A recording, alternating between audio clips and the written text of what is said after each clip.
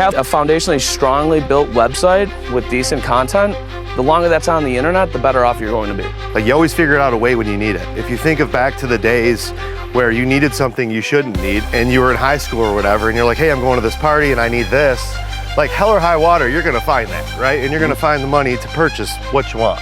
Yeah. So it's the same thing. Like, if you want it bad enough.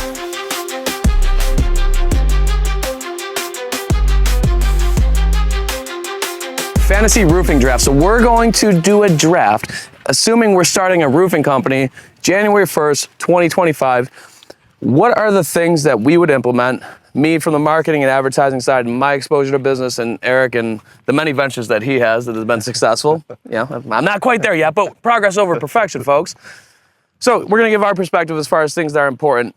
Eric, why don't you lead off? What's the first thing that you're doing, knowing what you know now, if you're starting a business on January 1st, 2025?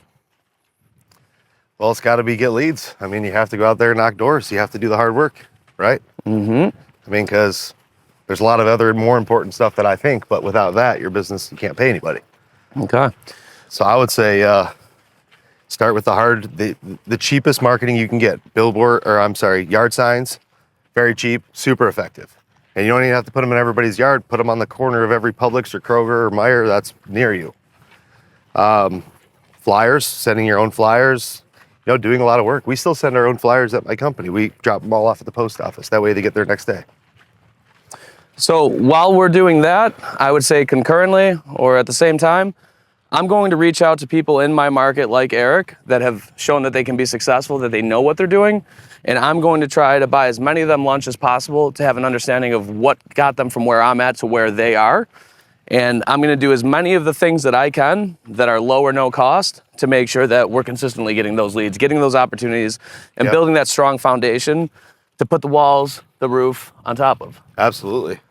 And then I'd say you got to get your GMB going, right? Like, without your GMB, you don't exist. And your GMB is free. Fill it out properly. Like Mike said, model other companies that have a complete GMB profile and start gathering reviews. Every time you do a repair, even if it's fixing a gutter, you don't even have to accept money, just trade it for a review. Start to get those reviews up. As soon as you get those reviews up, you build credibility. I mean, it's crazy what will happen from 0 to 15 reviews. It's going to help you, right? Yep. So to have a complete GMB and start running. Yes, and with that, I'm going to take it a step further. And I'm going to say every homeowner that you talk to, that you do an inspection for, that you have a conversation with and provide some sort of value, if we're not going to have a conversation where this goes from me helping you to me selling and solving a problem for you, I'm going to ask them one question. Did you find any of the stuff that we talked about today helpful? If they say yes, I'm going to say, great. Will you do me a small favor? When they say yes, I'm going to send them a link to my GMB. I'm going to ask them to share their experience. Money doesn't necessarily have to exchange hands. If you're giving them value, it's not inappropriate to ask them to share their experience with your company. You don't want to ask them to be misleading. That's how you take somewhat of a positive hack and turn it into something that you don't want to do. But there's nothing wrong with it. And that will significantly bolster your review count in year 1, 2, 3, and you should never stop doing it, honestly. Never. Yeah. No. What's next? I would say invoicing, keeping track of your taxes, keeping track of your paperwork. The back of the office stuff is just as important as the front of the office stuff. So whether you're logging into, I know there's all these little apps that like Subs will invoice me from that will keep track of all your invoices and your payables and receivables, making sure that as you grow in your business at the end of the year, you're not handing your accountant a shoebox full of receipts, right? Like, we're making sure that we're getting all of our deductions, that our company is set up properly, whether it's a DBA, an S Corp, an LLC, getting all that back of the house stuff done in order to succeed it will help you all the way through. And if you get in the habit of doing it, it just becomes a ritual. And if you don't, and you just pay attention to where you're going versus building that foundation, it's just going to create headaches in the future. So the quickest you can discipline yourself into being organized with your finances, your budgets, what your deductions are, your receivables, payables, will always help you throughout, your entire career. Yeah, that's smart. And to the shoebox of receipts things, God forbid Uncle Sam comes around 3 years later and starts asking questions about 3 years ago. The last thing you want to do is try to mount a defense with you finding 3 shoeboxes full of receipts and paying your accountant hourly to suss through those, right? Yep. if you've got them in a spreadsheet, if you got them organized to where you can just pass it along, Yeah. they can withstand the scrutiny, your life is going to be a lot less And with today's frictionful. apps, I mean, there's really no excuse, right? Right. It doesn't matter if you have $0 in the account. I mean, you can find free templates, apps, starter apps. I mean, there's pictures, company cam. I mean, you could create spreadsheets in Excel. I mean, there's plenty of places to do it. Yeah, so maybe we jump the gun too. So we'll talk about, you want to create your EIN. I'd probably I'd scrape together $700, whatever it's going to take to have an attorney do the EIN, give me some baseline advice as far as starting it. Yep. Find a good merchant as far as credit cards, for sure, because we want to, if somebody's kind enough to want to give us a shot to service their home, we want to be able to take the money, okay? And if it's not an insurance job and if they don't have cash, okay, pay with your credit card. Fantastic. I would also start setting the framework for conversations for financing. And I'm going to decide who my manufacturer is going to be, who I like based on my experience. And I'm going to start having conversations with them about how they can help us and with our supplier. Can you send us opportunities? What do we have to do to get to the point where you feel confident sending us opportunities? How can you help contribute to our marketing budget? And a lot of guys, they have the misconception is I'm too small to have that conversation. Don't wait until you have the leverage you need. Identify what the leverage point is. So maybe they say, okay, when you do X amount of squares a year, we'll give you this. Yep. Then a graduated plan where it's tiered, it's gated. If you do this many squares, we'll give you this much more. Now there's an expectation that you guys can meet with one another where it's predictable and you can understand you have something to shoot for. You have a goal, an objective. I was going to piggyback with that. Now you have a target to hit. Yes. I remember when I first was negotiating my rebates, my highest tier, I don't remember what it was. I don't really remember, but I was like, man, it'd take me 20 years to ever be able to buy that many squares. But it was a target, right? And I was able to hit it 1 year. Bam, got it. So, I mean, you miss 100% of the shots you don't take. So, Okay. I'd drive. Yes, sir. I would take a look at building a really robust website. And that's not saying hiring a marketing agency to do it. There's, whether it's Ascend or any other marketing agency that consistently gets positive feedback, good reviews, go find some of our clients. Take a look at their websites. Pay attention to the pages that we're building out, how we're organizing them, where we're positioning things. Try to duplicate that in, it could be in a CMS like Squarespace or WordPress or Dude, it doesn't matter. Have a foundationally strongly built website with decent content. The longer that's on the internet, the better off you're going to be. Absolutely. And I mean, what you're doing right now is you're watching this video. I mean, there's tons of videos from install to, sales and sales tactics and everything, right? There's content for everything. Yep. So, I mean, not knowing and not being prepared is just a poor excuse, right? You got to get out there and do it. Got to get out there and do it. I'm going to find every single social media group, community group within my service areas, and I'm going to try to get in there. Yeah. I'm going to try to get a couple friends in there, 100%. advocating for us anytime somebody's looking for a roofing company, exteriors, etc. And I guess to piggyback off of that, I'm going to reach out. I'm going to get at least 5 to 10 contractors that are selling the same customer as me, maybe at a different time. So think landscape. Landscapers, they go to people's house to cut the lawn once a week, usually. Maybe they don't see the customer every week, but they usually have a good relationship because it's high touch. Absolutely. Snowplow companies, pool companies, concrete, chimney. I mean, there's so many of them, painting, where you guys can have conversations, have strategic alliances where you can send business back and forth to one another. Yeah, I mean, I think it's all good stuff, and it all works kind of in one. But it obviously it's going to take work and focus. But you got to start. You just got to start. And you got shoot the fucking ball. You got to shoot the ball, right? You got to shoot the ball. I mean, we can go back and forth, right? Like, what's more important than this? And this is the first thing. This is the second thing.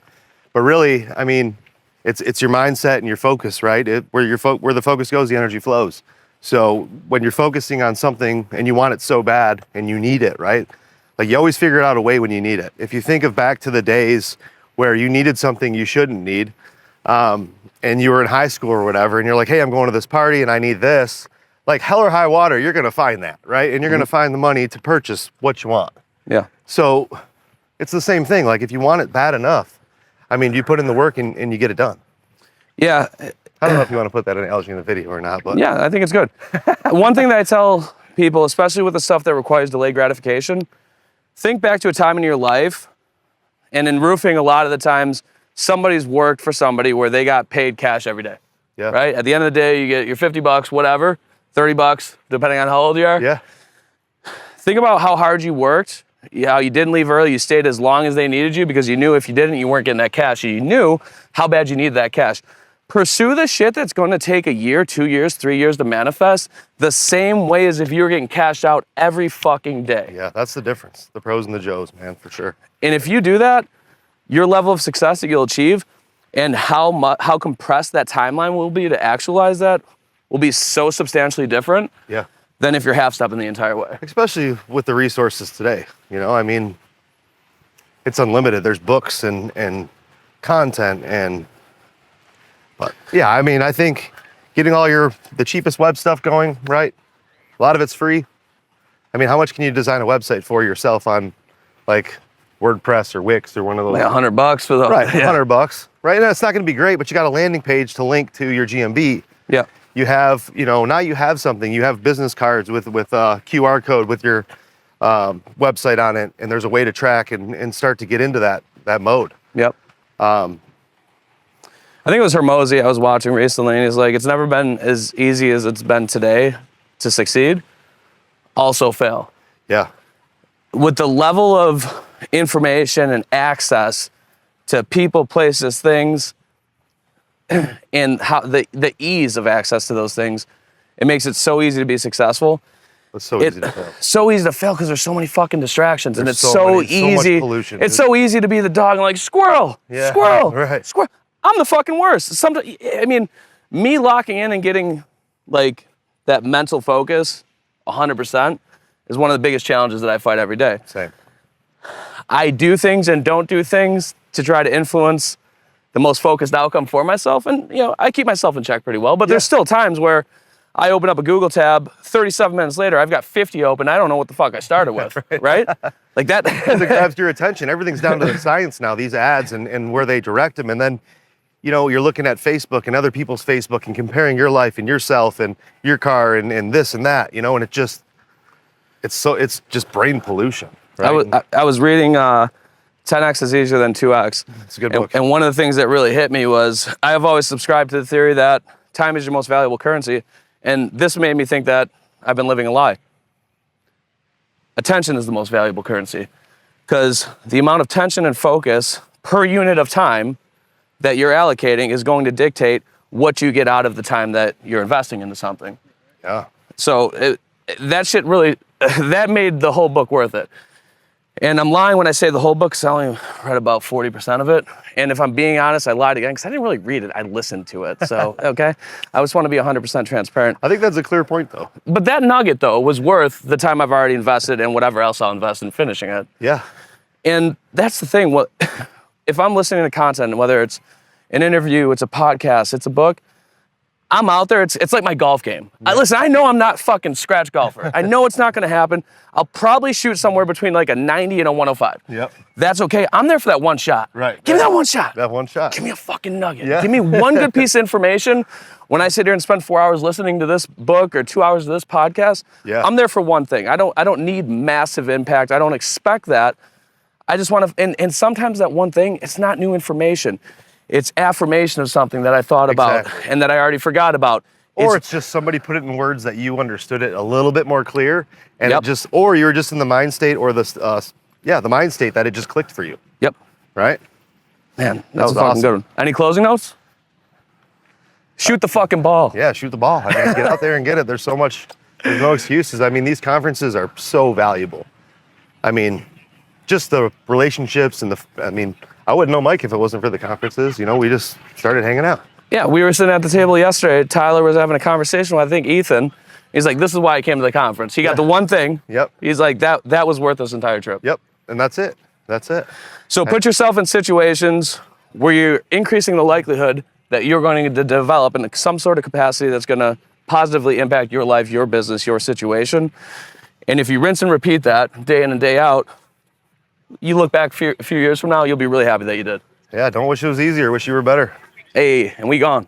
5, 4, 3, 2, 1, 0.